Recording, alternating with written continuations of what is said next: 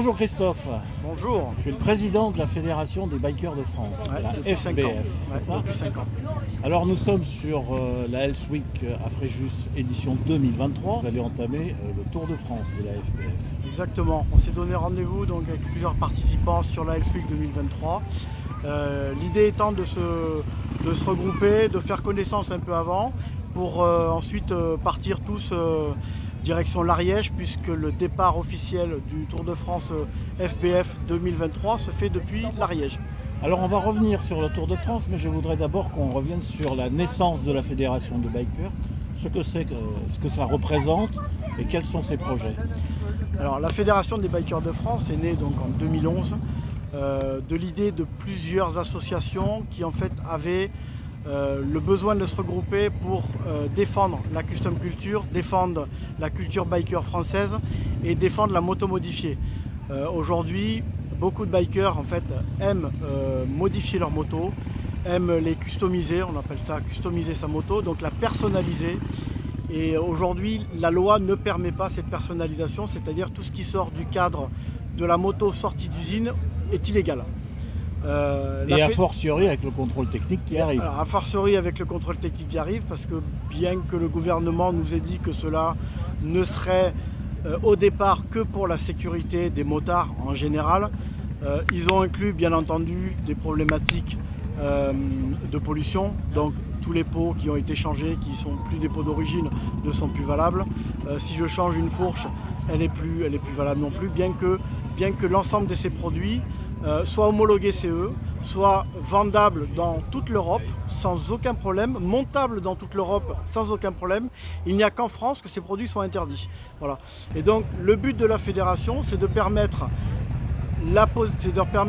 aux bikers d'acheter ces pièces, de les monter en toute légalité pour qu'ils puissent rouler demain assurés et qu'il n'y ait pas de problématique lors des contrôles police. Derrière ça, il y a une problématique aussi qui est associée à tous les professionnels de ce milieu qui aujourd'hui travaillent de la customisation des motos.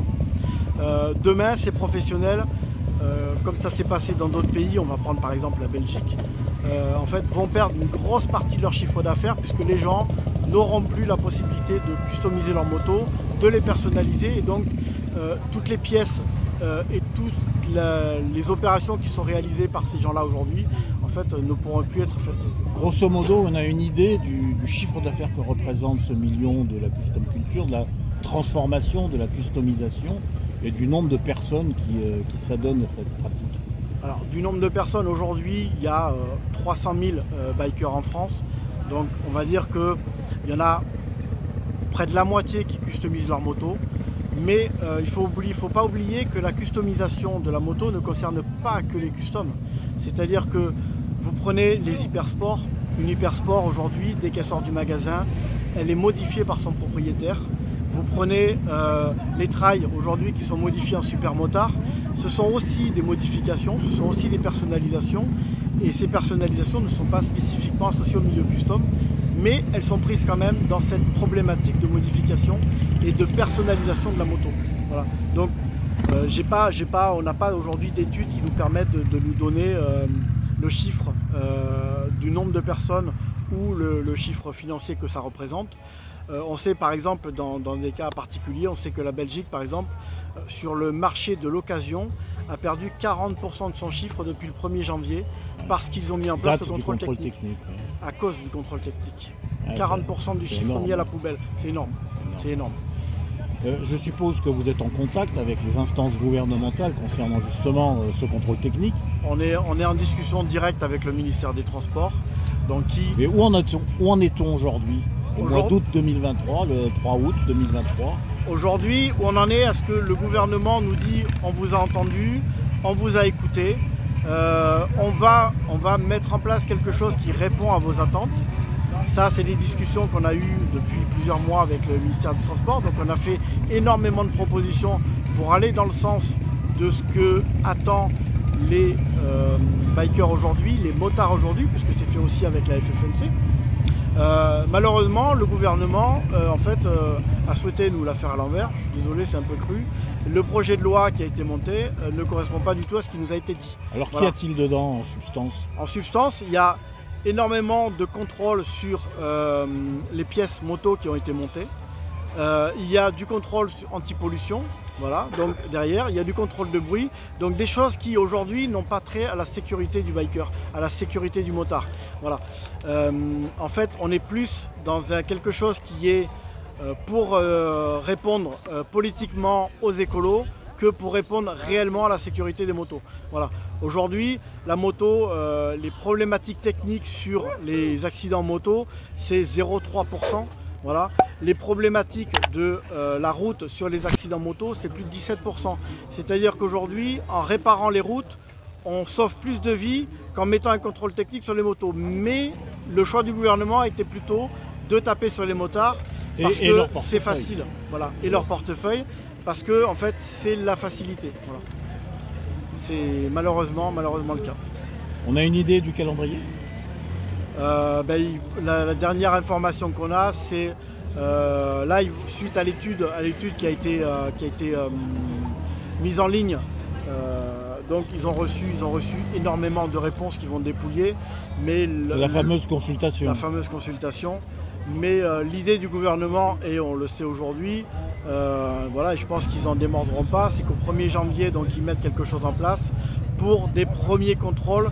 Donc on va dire à 3 ou 5 ans, à 3 ans, voilà, pour les premières bécanes qui sont les plus anciennes.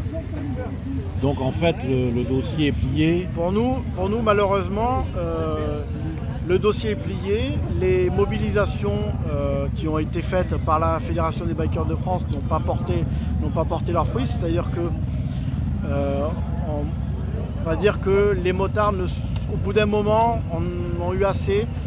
Le gouvernement a fait traîner, et donc la lassitude s'est installée, et comme beaucoup de sujets, en fait, à la longue, ils ont eu gain de cause. Voilà. On a eu le cas sur d'autres sujets, les gilets jaunes, les retraites, voilà, c'est-à-dire qu'on laisse pourrir la situation, on laisse traîner. Le gouvernement, il a le temps, le gouvernement, il a l'argent, ce que n'ont pas les motards, ce que n'ont pas les bikers aujourd'hui, et donc eux, ils peuvent se permettre d'attendre. De toute façon, avec la lassitude, ils auront gain de cause, et c'est le cas sur ce dossier-là comme sur d'autres. Bien, écoutez, revenons à des choses un peu plus plaisantes. Donc le Tour de France de la Fédération des Bikers. Ouais. Donc qu'est-ce que c'est exactement? Alors, donc le Tour de France de la Fédération des Bikers, donc c'est une idée qu'on a mis en place il y a 4 ans, donc en 2020, en plein Covid. Déjà parce que nous on aime notre liberté, donc on n'aimait pas rester enfermé chez nous. Donc on a réfléchi à qu'est-ce qu'on pourrait faire, et en fait est née l'idée d'organiser donc un Tour de France old school, roots. Alors old school et roots, ça veut dire on va dire camping avec peut-être des douches et peut-être des toilettes, donc ça donne un peu l'idée du tour. Donc on a 2500 km, 150 motos qui sont accueillis entre 12 et 14 étapes en fonction des années, donc accueillis par des villes, accueillis par des associations locales, accueillis par des particuliers, accueillis par des clubs de moto. Donc tout ça, on va dire dans un esprit d'entente, de fraternité, comme savent le faire les bikers. Donc c'est à peu près 250 km par jour. Le soir, on est accueillis donc pour le repas du soir, le camping. Le lendemain matin, petit déj avant de partir, parce que le petit déj est important et on ne part pas le ventre vide. Et on repart pour 250 km. Donc ça se fait par groupe de 10 à 12 motos. Chaque groupe se détermine sur son trajet, c'est-à-dire qu'il n'y a pas de trajet prédéfini. Chacun fait ce qu'il veut. Certains vont s'arrêter se baigner, certains vont s'arrêter visiter des églises, certains vont s'arrêter 1 heure au restaurant pour manger. Certains vont s'arrêter chez des potes, certains vont rouler d'un trait pour pouvoir arriver le plus tôt et planter la tente et se reposer. C'est chaque groupe qui se détermine, c'est au choix de chacun. Et c'est un peu la liberté de la fédé, c'est de te laisser prendre le tour et en faire ce que tu as envie d'en faire. Pour terminer, la Fédération des Bikers accueille-t-elle tous les motards, bikers ou pas bikers? La Fédération des Bikers de France a été montée au début par des bikers, mais la Fédé, dès le début de sa création, est ouverte à tout le monde, c'est-à-dire qu'on accueille aujourd'hui donc les motos custom et pas spécifiquement une marque en particulier, surtout pas une marque en particulier. Donc les motos custom, les trails, les sports, les roadsters, les Can-Am, les trikes. Voilà, on accueille tout le monde chez nous. Il n'y a pas de souci, on est ouvert à tout le monde. D'ailleurs cette année on aura des Can-Am et des trails qui vont rouler avec nous. L'année dernière on a eu des 125 qui ont roulé avec nous. Donc c'est bien la preuve qu'on accueille tout le monde et on n'est absolument pas fermé. Comme ce qu'on peut penser croire par le nom Fédération des Bikers de France. Non, on est vraiment, nous ce qui nous intéresse, comme ça a été publié plusieurs fois sur notre site internet, fédérationdesbikersdefrance.fr, vous pourrez aller voir. En fait, on accueille tout le monde et ce qui nous intéresse, c'est le bonhomme. Voilà, c'est l'esprit du bonhomme et c'est pas sa monture. On peut être biker en hypersport, il n'y a pas de problème là-dessus. Voilà, c'est vraiment l'esprit de venir partager un moment et pas être dans la compète de celui qui va le plus vite ou de celui qui a la plus grosse moto. Une bécane, c'est ta bécane et quelle que soit ta bécane, elle est parfaite. Voilà, il n'y a pas de souci là-dessus. Et donc pour terminer, question pratique, pour adhérer à la Fédé, comment fait-on? Pour adhérer à la Fédé, on va sur le site www.fédérationdesbikersdefrance.fr et donc on a un lien directement pour le shop en ligne. Donc on a la possibilité de prendre l'adhésion à l'année ou de prendre une adhésion pour ceux qui ont des moyens plus réduits. En fait on a créé, on est les premiers à le faire, l'adhésion en abonnement.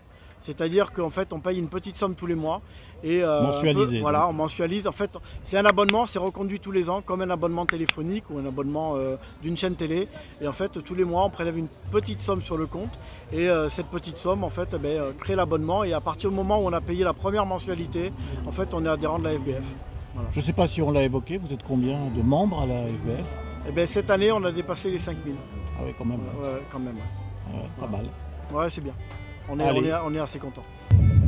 Bonjour Cathy. Bonjour. Alors, comment ça s'est passé?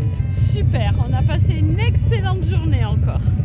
Alors, vous venez d'où? Ce matin, vous êtes parti d'où? Ce matin, on est parti de Saint-Doulchard, à côté de Bourges. D'accord.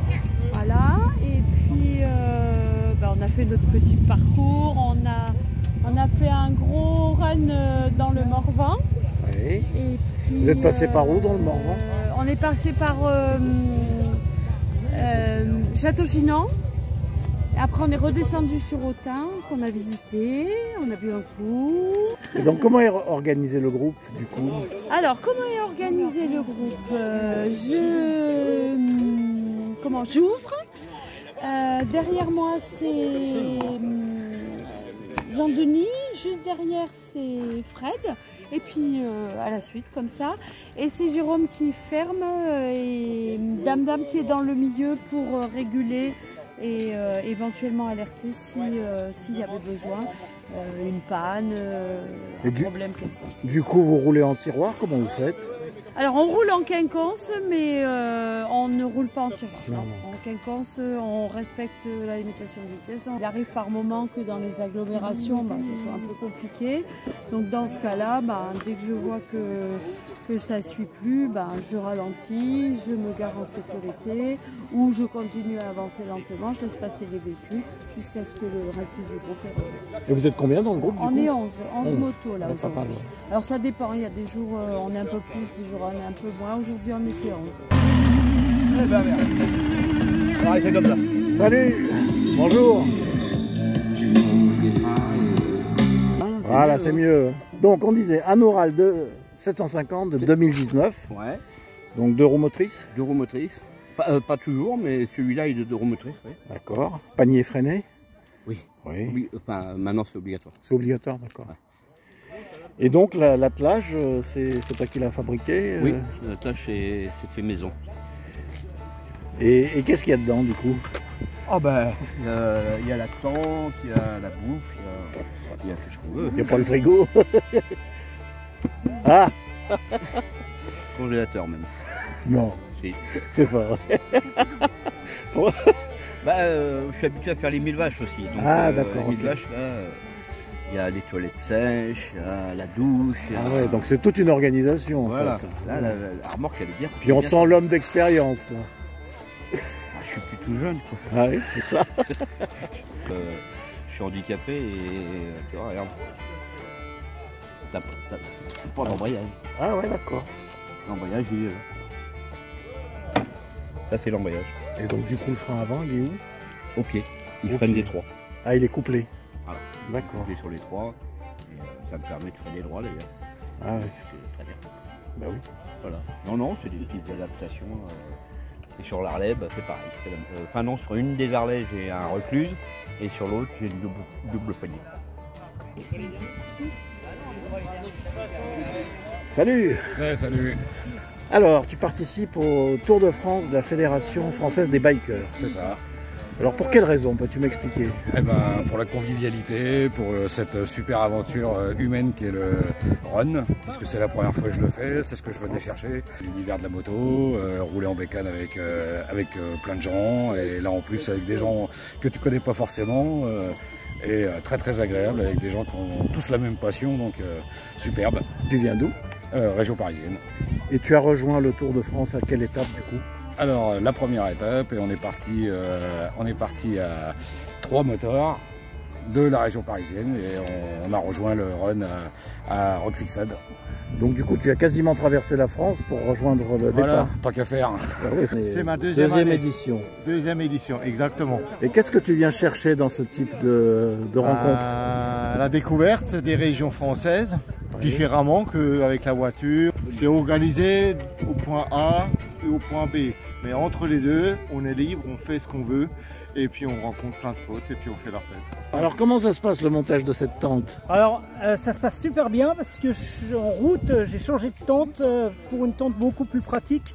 L'autre a commencé à avoir vieilli parce que elle était à son 4e run et Ah effectivement oui. Elle avait Voilà. des bornes dans les pattes. Alors moi je viens de Vincennes, Ah, donc en région parisienne, et je suis descendu avec Iki et Eric, et on s'est arrêté à Limoges, on a récupéré une copine, Mireille, et après on est descendu jusque dans les Pyrénées à Roquefixade pour le départ.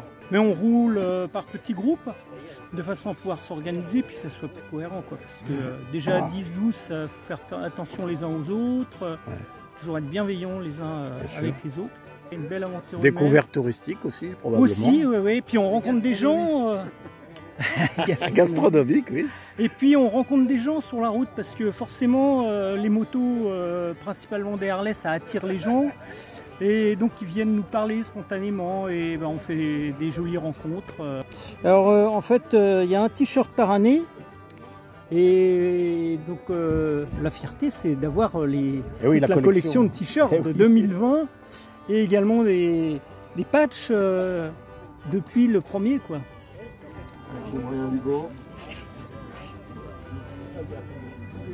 T'as vos douches et après, ici.